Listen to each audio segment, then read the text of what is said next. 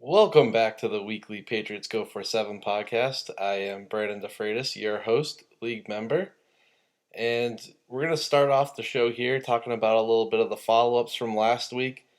Definitely some things we got wrong, some things we missed. Let's recap what happened. Definitely a big week in fantasy football. Then we're going to move on to a waiver review.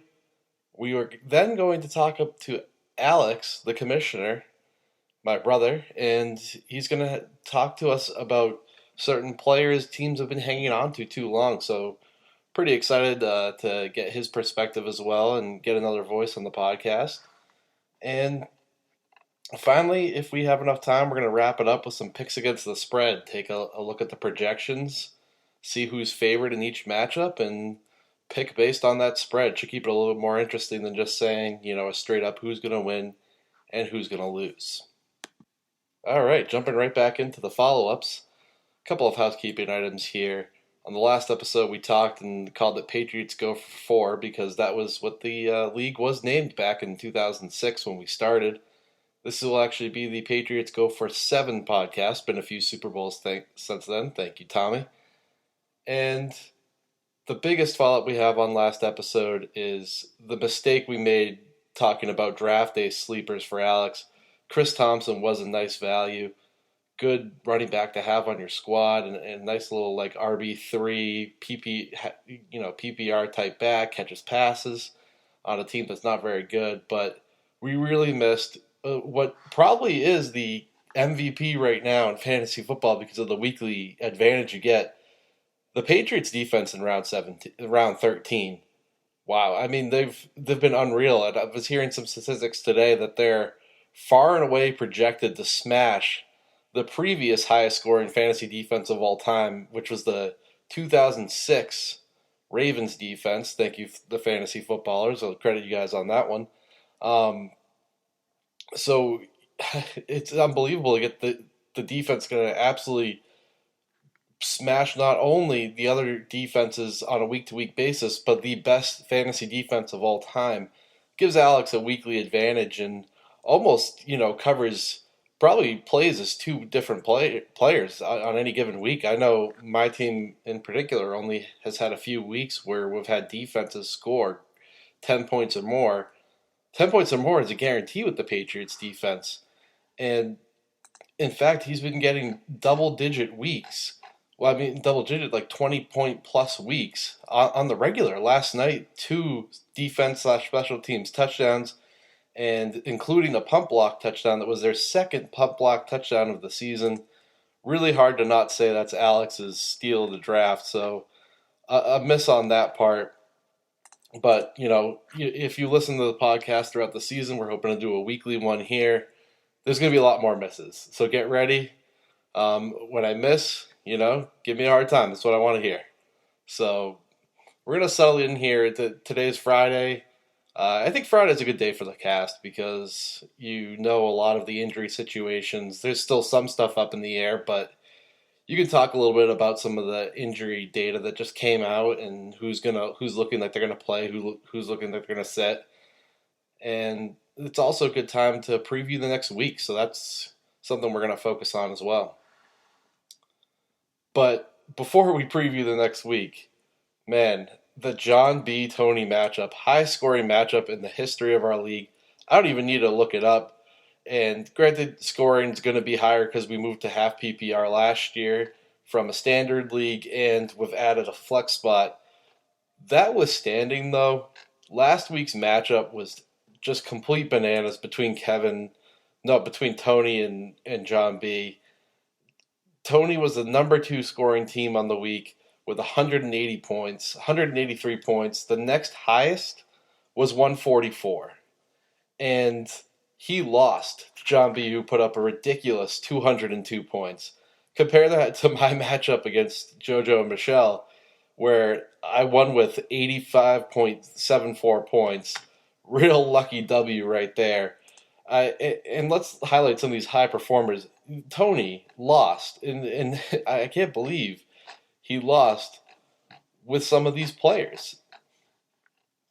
Trying to bring it up here on the screen. Of course, the box score. A lot of these fantasy sites try to go a little overboard with the detail they give you. Just want a simple box score here. Russell Wilson, Christian McCaffrey, and Will Fuller. Three players over 35 points. Will Fuller had the best fantasy receiver game in the last decade, and Tony still lost because everyone on John B's team went off, except, I guess, Darren Waller, but 5.9 points is fine from your tight end. John, everyone else on his position players, the lowest position player on his team outside of Darren Waller was Zeke Elliott with 16. He had the Eagles defense at 35. Again, two return TDs. What? It's just incredible what happened here. And kudos to both squads, and definitely give Tony credit. He's taken it like a champ and not complained one bit about the loss because he knows that. Look, that's fantasy football. You're going to end up with some tough matchups and tough situations that come out when you play a team that puts up an absolutely incredible amount of points, and you'll be the number 2 player in the week, and some scrub like me is going to walk out of here with an 85-point win, but it's just the way it is. And both of these teams, I think right now, I said John B's the favorite. If he's the favorite, Tony at 3-2, it has to be, in the top 2, maybe like top 3 of the league. It's extremely impressive, the team he put together, and I expect both big things from them. And could this be a preview of the championship? Definitely would be interesting if it is. All right. Now, speaking of that matchup against JoJo and Michelle, I'm thrilled to get a win. I feel like it was undeserved. My team played terrible, and there was the Wayne Gallman injury with a concussion. Went out early in that Giants game. If he plays, he easily makes up that 5-point difference. So I'm in no position, certainly, to brag about that win, and I won't. And I have to say, I'm a week 5-0 right now. I'm 5th in points for. I believe on the breakdown, I'm also 5th or 6th. And the breakdown is like your record if you played every team in every week. So there's going to be some regression coming. It's that being said, 5-0 is really nice because you have a little bit of leeway here. In this league, we've seen 7 wins usually gets you to the playoffs, depending on your points for. 8 will definitely get you in. So playoffs, in terms of the playoff picture, definitely helps to have that buffer at 5-0. But it's almost impossible to say that regression isn't coming when you look at the points for. You look at some of the scores around the league, and you consider some of the teams I haven't played yet. I haven't, tangled with Tony.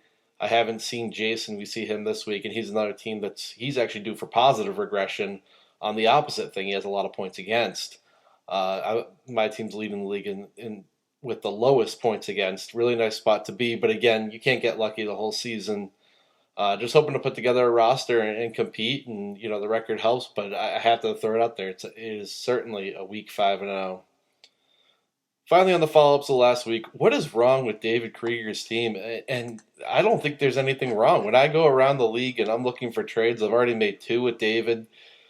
He's a real savvy owner and willing to deal, and I love that. But unfortunately, it just hasn't gone his way this season, and I don't know. It has to be, the Tyreek Hill injury, O.J. Howard not hitting for the first couple weeks, but he keeps losing these games in devastating fashion where you're like, man, let's look at his team here. And tell me if you're not interested in some of these players. Le'Veon Bell, this is another reason. Le'Veon Bell had the whole mono situation with Sam Darnold, and that really lowered Bell's value. But he's set up and primed to perform going forward. I would love to have him as my RB1. Him or Carson. I guess Carson's a better offense. I might lean Carson, but I still Le'Veon Bell. I'd much rather have Le'Veon Bell than James Conner at this point. So he's got Le'Veon Bell, Josh Jacobs, Josh Gordon, Terry McLaurin, Alshon Jeffrey, Cortland Sutton's a breakout player.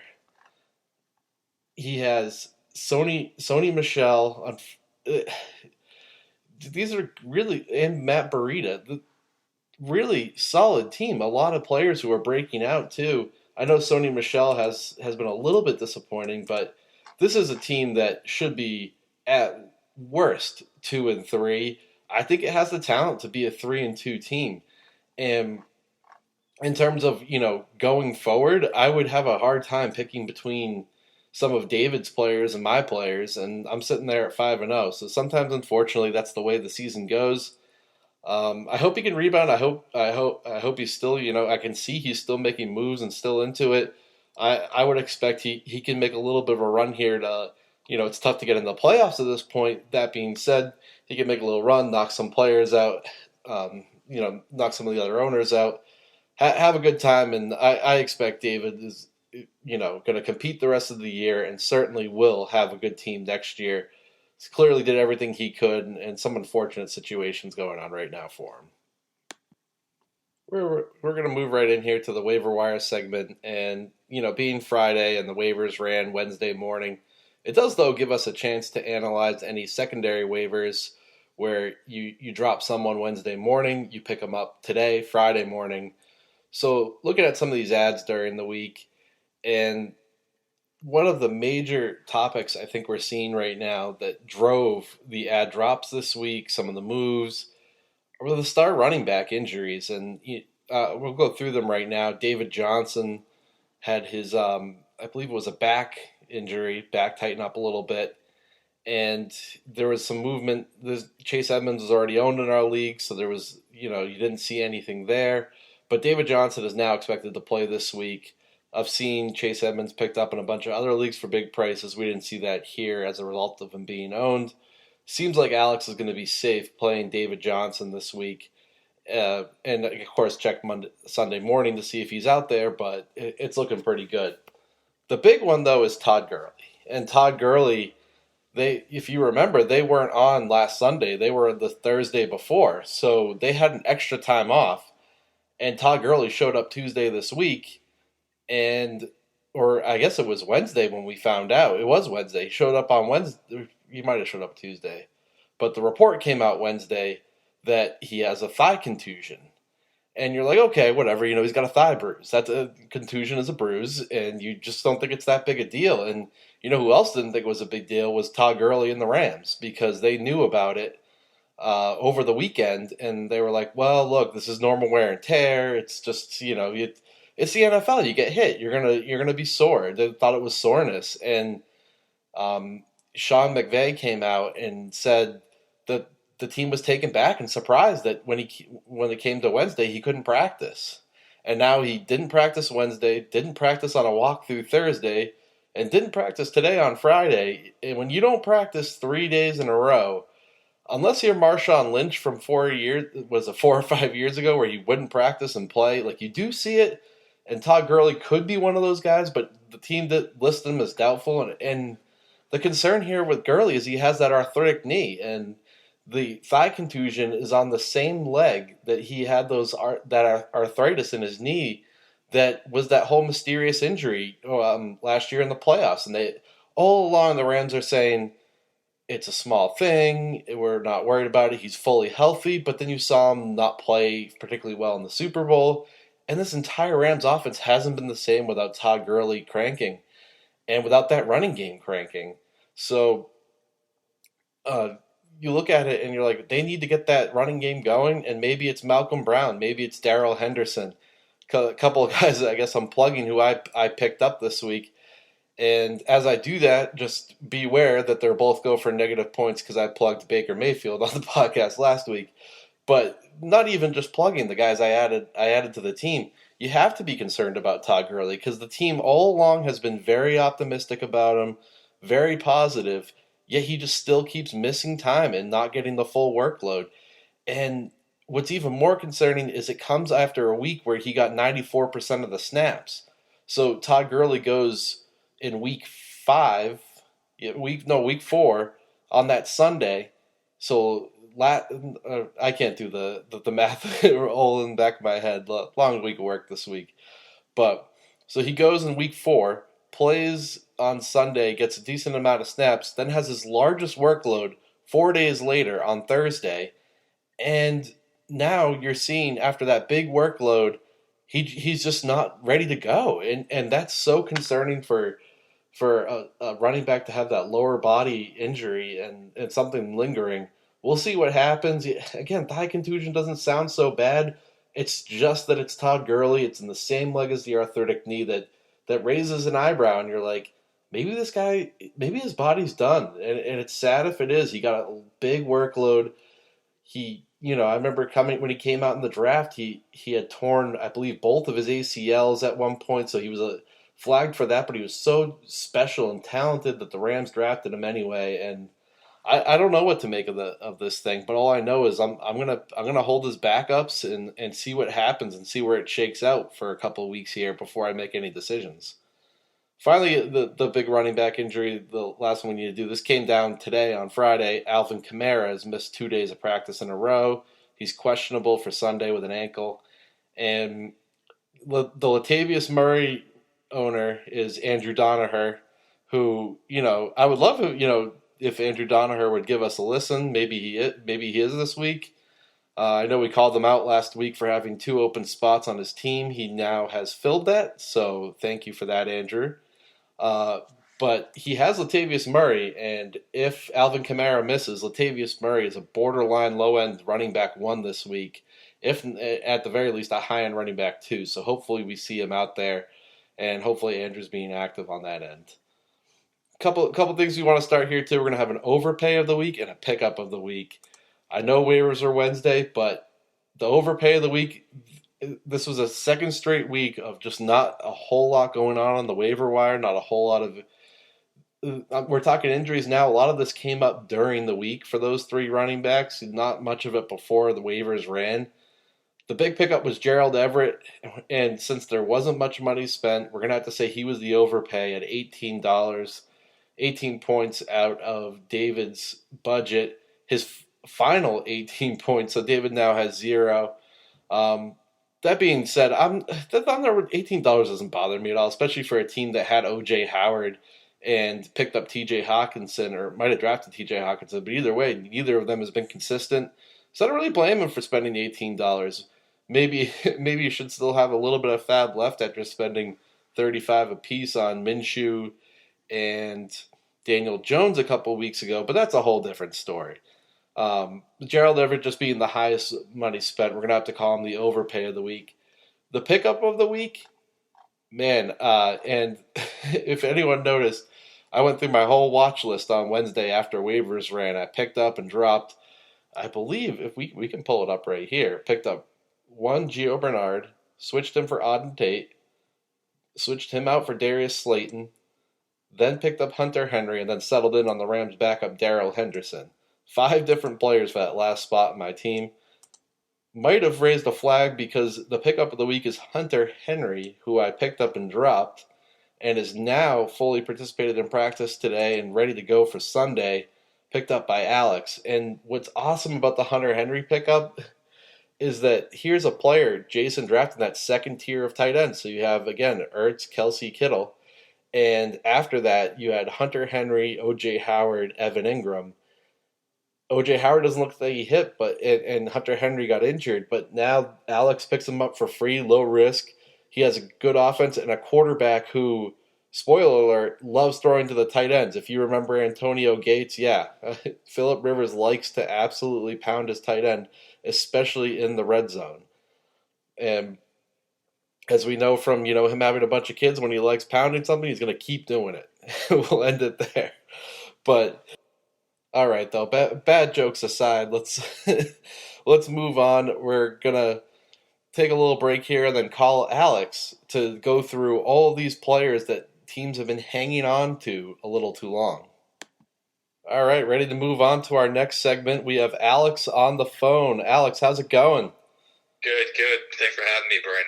Pleasure to be on the air. Of course. Now I understand you want to go through some teams here and talk about some players that owners have just been holding on to a little bit too long. Yeah, definitely. We can go forward and I'll follow your lead. I have some notes here on whatever teams you want to talk about. All right. Well, anytime we talk a little bit of fantasy football, I like to talk and give Kevin Lee a hard time. So let's start with Kevin Lee's team. And one player I wanted to highlight is Eric Ebron. Really, if you look at last year, I think he had 15 touchdowns, and Kevin's living off those 15 touchdowns from last year. because so far he just hasn't been a top performer. He's ranked 19th in tight ends under our scoring system, and he's on a bye week right now. And this is just the kind of move where Kevin could have released Eric Ebron and picked up either one of the Rams' backups, Darrell Henderson or Malcolm Brown, and been covered for the Todd Gurley injury. As it stands now, he's going to have to bench Todd Gurley and be forced to play either A.J. Brown or Mike Williams. Yeah, that's a great point on Ebron. I actually hadn't even thought about that. The two guys that I kind of had for Kevin's team were Drew Brees and A.J. Green. Looking at Drew Brees is a little tough one because he was the quarterback that Kevin drafted. So there's a little bit more of a hesitancy to hold on to a guy that you drafted. But with a lot of quarterback depth out there and Kevin's team sitting at 1-4, it's fair to wonder how much other value Kevin could have gotten to try and get some wins as opposed to holding on to Drew Brees throughout this injury. And then the next guy that I had was A.J. Green. And I want to say that A.J. Green, I definitely think he's worth holding on to. But again, when you look at Kevin's team's performance and being 1-4, having two guys between A.J. Green and Drew Brees on the bench that are injured and not able to provide value for him, I think that's really, really hurting his team right now. That's a really good point too, because a lot of whether or not you hold the guy is record based. Because you look at, I made a trade for Tyreek Hill when I was 3-0. I figured I could afford to lose a game or two and hold on to a high value player.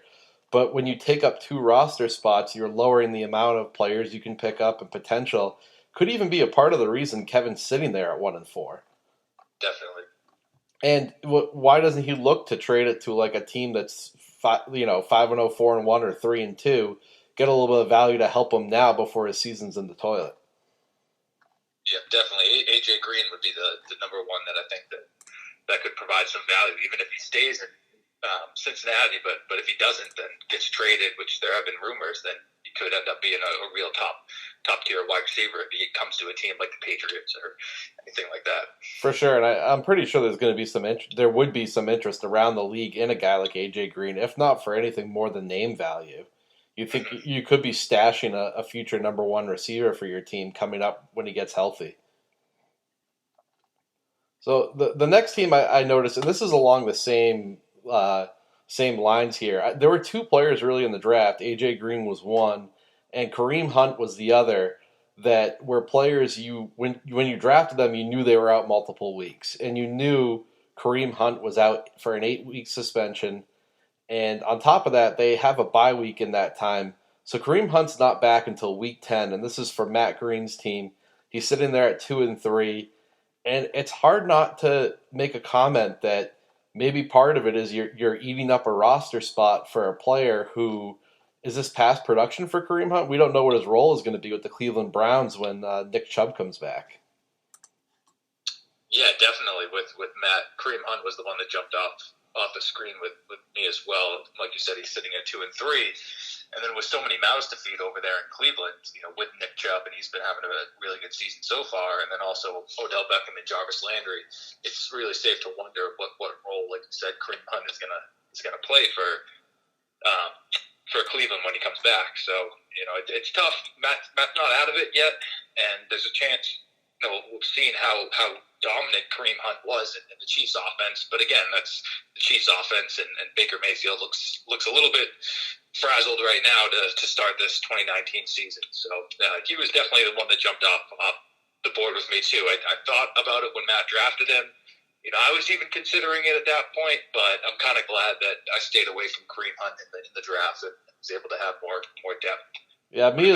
Yeah, me as well. I mean, 8 games is a long time, and I guess if they didn't, even if they didn't have their bye week, then you'd wait 8 weeks, you get in week 9, and then have their bye week sometime after. It's just a lot of time, a lot of the fantasy season not be without your player when, the fantasy playoffs starts in week 14. Mm-hmm. You got any other teams you want to jump to, or you want to jump into Andrew Donaher? Yeah, we can jump into Asa Akira, make Asa Akira great again. Sure. What do you have on his team? Well, I have a few things on his team, and I wish he'd spend a little bit less time on Pornhub and a little bit more time managing his roster. But he's he's sitting here and he's got a backup tight end, Kyle Rudolph, who I wouldn't even pick up if he was on the waivers to start. Rudolph, his highest output on the season was 2.4 points, and that was on a look probably I don't even know how many catches he must have had because he only had 9 receiving yards in that game. And his high, I mean, other than that, his best week has been a 12 receiving yard week.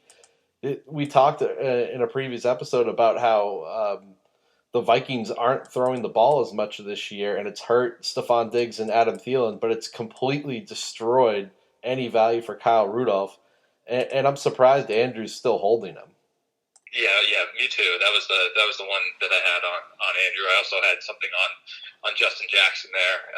Now that it looks like Melvin Gordon might be coming back pretty soon, he's not going to be holding on to a number three running back there.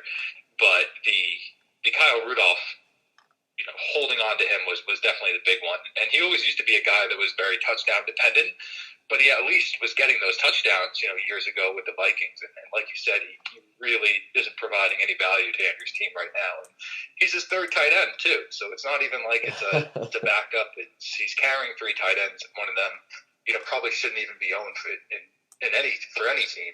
Yep. But right now. I mean, he's holding Jason Witten, who's been around since the inaugural season. I believe Albert's team name was the Jason Wittens way back then. Yeah. Good point. All right. Any other team you want to jump to here? Yeah, I had something on Stafford's Army. Looking at Jason's team, it looks like he's still carrying Darwin Thompson with. Now that Damian Williams is coming back, I'm not even sure this guy's going to be active. So yeah, I'm with you there. I had a note on Darwin Thompson too. I think it's pretty clear Darrell Williams is the running back 3 there. I think the thing with Jason is, and here's a guy who hasn't spent $1 a fab. I'm sorry, Jason. We're going to mention that on every episode until you spend your first $1 a fab in 2 years. I think he, when he drafts the guys, he likes to hold and make sure that he doesn't make a mistake, which is, there's something to be said about that too, compared to someone like me who adds drops so fast that you miss the pickup of the week, who I highlighted earlier was Hunter Henry, because I'm so quick to get rid of a guy. But I think there's a happy medium somewhere in between my style and Jason's style where a guy like Darwin Thompson just shouldn't be on a roster anymore. Yep. Yeah, definitely. I also had something over here. It's just nice to bring up the consensus number 1 team for Waller Bills. It's amazing when you look at John B's team, and we've had some good teams in the past, but you're looking at the roster and you're like, wow, it's this might be one of the best teams, if not the best team that we've had. In league history, even potentially. I know that there was one. Was it the Mike Parnell with Randy Moss and Tom Brady? And was that in 07? Yeah, I think that was Adam Wyman. He had Randy Moss, Tom Brady. He actually had LaDainian Tomlinson too, Thomas Jones, and he sat there with Brett Favre on his bench. So, man, yeah, this team could challenge it. It's crazy. And this is the second straight year that, John's very active on the waiver wire, as we saw with the $51 bidding he did earlier this year. But John's never really been an active trader. And part of the reason he hasn't for the last 2 years is he's drafted a team and he has, drafted a championship squad at the draft, and I can never seem to do that. Yeah, definitely. It's really impressive what he's done there and we've only had one back-to-back champion, Chris Burns. So it'd be kind of cool to see John at least make it back into the championship game, and I'd probably be cheering against him, just against the back-to-back, which I've never done personally. But it'd be nice to see him get back there and have a chance to go back-to-back. It's really hard to do with these 12-team leagues. Oh, for sure. I mean, we've had champions who you're like, they got in the playoffs and they managed to win. I mean, you're a 3-time champ, and I feel like you could say something like that about any of your 3 teams that, like, you've had the dominant squad. You've had the squad where you got in the playoffs and you're in the dance and you won it, So anything can happen, but John's definitely looking strong. Yep.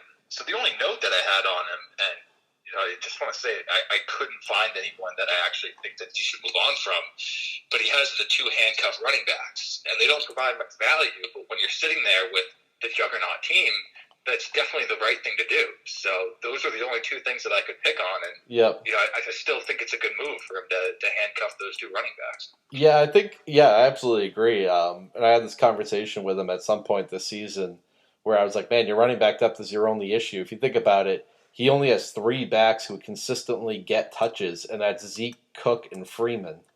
And so he couldn't build that running back depth through the draft. So he's just like, I have two studs, I'm going to protect them. And bye weeks be damned. I mean, I guess it's okay. Like Freeman's a decent bye week fill-in, but once he gets through the bye weeks and he's 4-1, so he can afford to drop a game or two in the byes, he's going to be dangerous. Yep. I did have one more thing I wanted to highlight here, and this isn't necessarily a drop player because I think there's value to holding him while Deshaun Jackson is injured. But JoJo Michelle's team has Nelson Aguilar, a player who didn't really do much for them last week, and if they had someone else in the lineup, might have been able to take down my squad with my very soft victory that we discussed earlier on the program. But the thing with Nelson Aguilar is he's really good when Alshon Jeffrey and Deshaun Jackson are going to miss. But when one of the two of them is available, then Aguilar goes down to the third or maybe even fourth option in the passing game. And he just hasn't done much while they're around. And I think they could probably, you look at, he has a matchup against Minnesota too. I think they could probably find a better start on waivers, even now, than they currently have with Nelson Aguilar. The one player I'll highlight is a guy who was part of my ad drop campaign earlier this week, Auden Tate, the receiver for the Bengals. He's not really a special player, but he's big. He's in the red zone, and I think he played 100% of their offensive snaps last week for a team that is going to be down in a bunch of games. It's not sexy, but like he could get you like 8 points instead of getting goosed by Nelson Aguilar. Yeah, great point on that. Auden Tate. I actually had my eye on him a little bit, but we'll see if this podcast makes me pick him up or not. He's definitely one of the guys out there that probably should be rostered, like you said, with just the amount he's being involved in that Bengals offense. So the only thing I had for Brandon Broken were, and it wasn't a move on from, but JoJo and Michelle are sitting there with both Deshaun Jackson and Kenny Stills injured. And that's kind of that's hurting their depth a little bit. Deshaun Jackson, I do think when he comes back, especially being in that Philadelphia, he's a great boomer bust guy. Put him in your flex and hope he gets that long touchdown catch. But it makes you wonder kind of if he could have been traded then when the injury first came out, or now that he's close to being healthy again, trying to package him in a deal. And people are going to look at that 31-point week that he had week one. And then Kenny Stills, I just wasn't sure, being the kind of the third option there in Houston, how much value he really had even when he's going to come back. But that's not to say I wouldn't keep him, but I just think having two injured wide receivers on your bench is going to hurt the depth that you have. Well, especially when you have Saquon and Gallman also hurt. So of the 6 bench players, there's 4 players who aren't playing this week, and Saquon, Gallman, Stills, and Jackson, and 1 player on bye, and Tariq Cohen. So it's just like it's tough when you don't have that many players available to you. What would be interesting is, and this could solve the Aguilar problem too. She could keep Nelson Aguilar, or I should say, they should keep Nelson Aguilar and just move on from Stills and pick up Kiki Kuti, who is healthy for the Texans. So it's the same type of volume you get from Kenny Stills and a good matchup against Kansas City. I'd rather play him than Aguilar this week. Oh, interesting. Yeah, that's a good point. I do think that when Stills comes back, he's going to have a lot more value than Kiki Kuti, though. So I can see kind of holding on. But if they're actually looking for someone to play this week, that's a good point. Yep, agreed. Awesome. I got a couple more on here. I wanted to highlight Josh Gordon's security. Poor David over there sitting with the goose egg and 5 losses. And it wasn't so much on a drop suggested, but I just think he's too invested in the Patriots offense. An offense that has kind of struggled as of late, and he's sitting there with both Burkhead and Josh Gordon, and also Sony Michel. So it's a little bit tough with having that many guys on an offense that isn't really performing that well. Oh, absolutely agree with that. We talked about that was the Kevin Lee strategy last year, and I guess that's the one drawback to John B's team that we've talked about for years. John B has Dak Prescott, Ezekiel Elliott, and Amari Cooper. And when you have that many players on one team, if that team tanks, during the regular season, not a big deal. You just put an L on the board. But in the playoffs, they tank and your season's over. Yeah, but John's sitting there with Carson Wentz too, so I think he's going to have the experience to, it might be a tough call even if the Cowboys have a good matchup on paper, but when the playoffs roll around, I'd probably go with the conservative route and just start Wentz to kind of hedge that bet there. I would probably do the same every time myself. But what do you think of David's team overall? I highlighted them as a team where when you look at the players, these are all guys I'm interested in. And like, if you told me I could trade complete teams with David right now, I probably wouldn't do it, but I'd be intrigued because he's got a lot of players that didn't start off the season hot. But I expect Le'Veon Bell to be much better with Sam Darnold moving forward. Sony Michel, I think it's going to get better as the Patriots' offensive line gets healthy. He's got Terry McLaurin. Sutton's been a breakout. Matt Burita's been awesome on the league's number one running team. And Josh Jacobs looks like he could be a number one running back he acquired for Tyreek Hill. So I like his team a lot. I'm kind of confused how he's 0-5. He's just had a lot of slow starters. Yeah, I completely agree with that. When I was really looking over his roster before doing the session, I was like, wow, he actually has a decent squad, and it definitely shouldn't be 0-5 here. So we feel for him. He made the championship, three or 4 years ago on his first go around in the league, and hasn't quite performed since. But it's nice to see the enthusiasm there, and hopefully he'll turn things around and get some W's on the board, because it's always more fun when you're winning games as opposed to consistently losing. But I agree with you, his roster is definitely better than the 0-5 start. For sure, agreed. The one last team that I had some notes on here was a team that I actually just beat last week, and that's Tommy with Turn Down for Watt. And what was interesting here, and John B was the other one, Waller Bills, that I couldn't find anything. And I looked at Tommy's team and I said, wow, I don't see anyone that he shouldn't roster right now. He has great depth on the team, and there wasn't anyone that I could think that he shouldn't be holding on to. I wanted to get your thoughts on that. Yeah, he's got a lot too, and he's got a lot of receiver depth. I think if you look for a reason why he might be 2-3, and he knows it too because I've had conversations with him, it's that running back 2 spot that's killing him. Nick Chubb's been awesome, but he hasn't, he didn't play Jordan Howard during the breakout week. Cannot give him any crap for that because none of us would have. But he's looking at Jordan Howard and Peyton Barber with Nick Chubb, and that's it. He holds 3 running backs on his team. But the receiver depth, as you alluded to, I mean, Brandon Cooks, Michael Thomas, Marquise Brown, Jarvis Landry, Calvin Ridley, Tyrell Williams, these are Sammy Watkins. He has ridiculous receiver depth. Yep, Sanu is the only one that I could kind of poke at there, and you look at how he's done the past few weeks, and he's actually been really, really consistent and having value. So I think he definitely should be rostered at this point. So yeah, I couldn't find really anyone on his roster that was as bad as the Kyle Rudolph hole, so to speak. Well, hopefully, it's year 1 for Andrew Donaher. We can hope he picks it up and see what happens. Yep, definitely. I guess we're this session has gone on a little while, but if you have me, we only have a couple more teams here. Yep, absolutely. We're going to go to Tony's team here.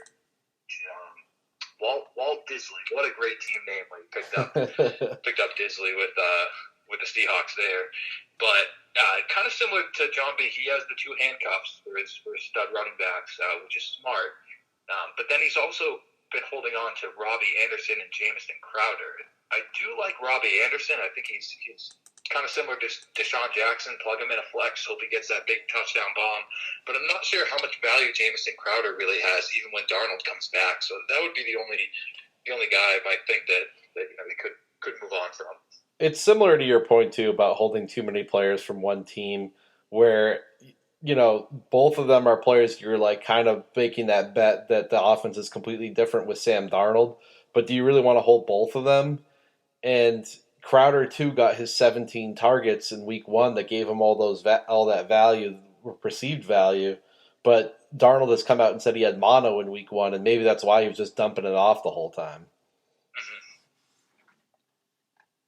Interesting. All right, so we got 2 more. Let's go over to my squad, digging for Davis Johnson. And I think the one that really really stood out for me was the Dante Pettis pickup. I was hoping kind of just similar on how he was doing last year, and obviously he hasn't been quite as involved in that 49ers offense, which is really run heavy right now too.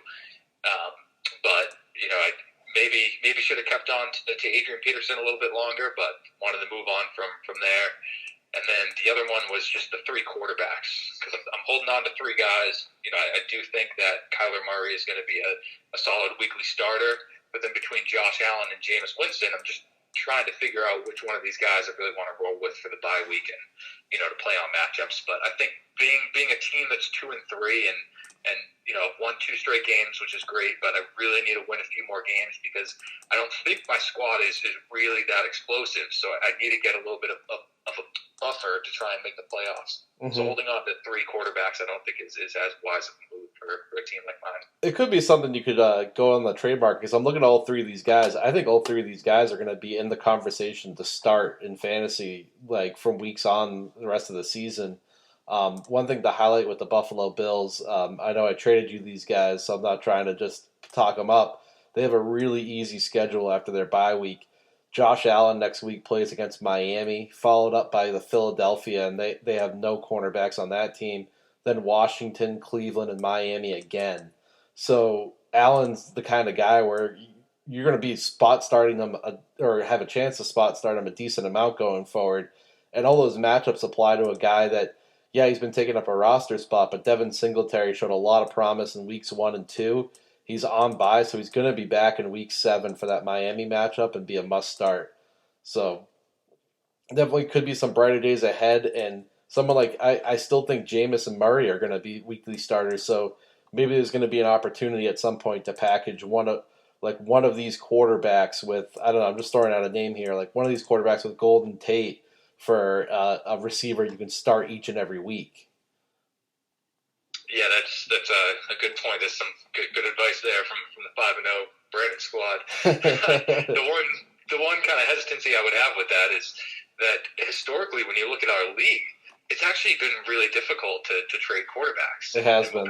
We've had a lot of guys who draft 2 studs and say, oh, well, someone's eventually going to want Peyton Manning, or someone's eventually going to want Phillip Rivers, but back in the day when he was a top 5 quarterback, and it really, the demand hasn't been there. I don't know if it's because there's always guys on the waiver wire that might not be who you're offering, but who really aren't that much of a step down. So yep. Not sure how much value I'd be able to get on the open market, but it does make a good point, especially pairing with the guy who just had a breakout week like Golden Tate might be a good option.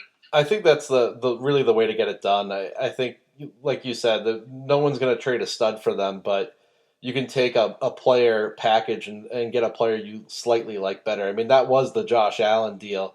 At the time, I liked Miles Sanders a little bit better than Devin Singletary, and I was like, all right, I'll take a quarterback, package him. So, like, the owner getting with the quarterback need still feels like he gets something else in addition to the quarterback, so it's not just you're trading away a positional player, losing that running back depth, and then getting just the quarterback in return.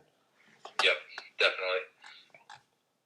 So I'd be interested, I think the last team is my team, and I'm a little unqualified to say this. I guess the only thing I would say about my squad is there's a little bit of uncertainty in the flex positions. Like, if we assume Tyreek Hill, whether he's back this week or next week, he takes up the one of the top 2 receiver spots. But then you look at the flex positions, and what do you do with like a DeMarcus Robinson and Mecole Hardman once Hill is back? And I'd probably have to wait a couple weeks to figure out who's getting snaps, who's getting opportunities, and that's going to end up clogging up a little bit of the roster. Yeah, that was one of the notes that I had on here on having 3 of the Chiefs wideouts, and obviously they're, I'd probably say, the most potent offense when Pat Mahomes is healthy, which hopefully he gets healthy soon. But definitely having 3 guys on the same team probably isn't a good thing to do for the remainder of the season. But like to your point, you kind of have a couple options here. One is see who's going to be the guy still getting a lot of snaps between Hardman and DeMarcus Robinson, see which guy is going to have value. But then the other guy isn't going to have value, so you're either going to have to drop him, or one of the other options might be to actually try and trade one now, before that kind of comes to fruition. I'm not sure how much value you would get, but might not be a bad idea to try and see what's on the market. For sure. The only other player I had on your squad was the Darrell Henderson. Keeping him rostered was a little interesting move. Maybe you can elaborate on it. I know Gurley's a little banged up right now, but this is a guy, I don't think he's gotten any points so far this year. So what's the thought process on keeping him? All right, yeah, I'll elaborate a little bit. So Darrell Henderson's only had 2 snaps this year, so he hasn't touched the field. So definitely an interesting hold. With the Todd Gurley injury, I'm spooked. I'm spooked because it's supposed to be a thigh contusion, and the team even came out and Sean McVay said, "Hey, like we expected him to be healthy after they played last Thursday, so they expected him to come back at the beginning of this week, be healthy and play, and they knew he had something." But then he wasn't able to practice at all this week, and the thigh contusion's in the same leg as his arthritic knee. So I'm really kind of just like, is Todd Gurley's body breaking down? I think it might be. And I picked up Malcolm Brown for that reason. Before the news even came out, I was like, I'm going to make a bet against Todd Gurley. And then when I heard that he was hurt, I was like, I'm picking up Darrell Henderson. And the reason I am is this guy got a lot of high grades in the draft. He was actually the Rams' first draft selection this year. They didn't have a first or second round pick, and they traded up to get Darrell Henderson in the early 3rd round. So it's a player they like. Clearly, something he does they don't like because he only has 2 snaps, but they're going to be forced to give him a little bit more of a look this week. And I get the pickup is more of a stash to get ahead of next week's waiver wire, see how he plays, because if he's the type of talent that if he pops, he could be a big, money drop on the waiver wire. And finally, I'll say that, like, sometimes when you have these injuries, you don't really know who the handcuff is. You think it's Malcolm Brown, but he could just be the change of pace guy, and the guy they really want if Gurley's out is Darrell Henderson. So you just don't know until you see it.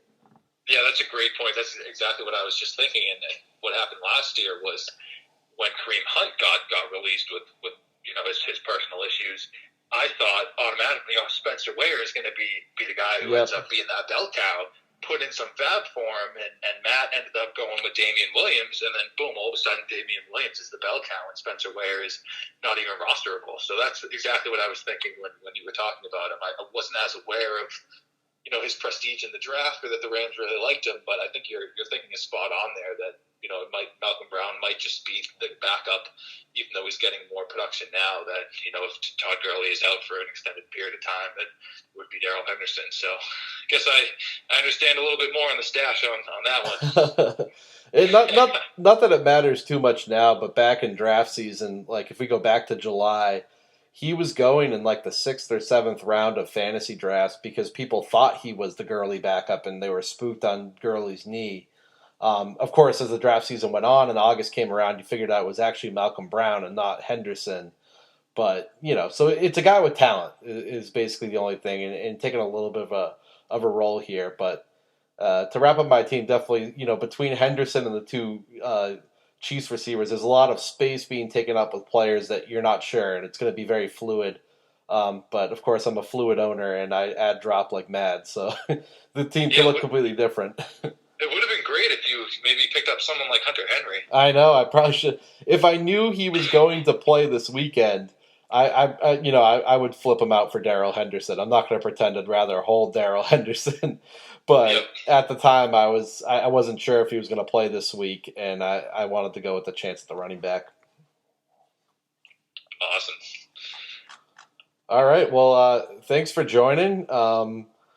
We'll definitely do this more often, have you on for some segments, and maybe we can make some picks next week. I think we're going to probably pass on doing the picking against the spread. We don't really, need any more time on the cast this week, but appreciate you coming on, and hopefully we see you again.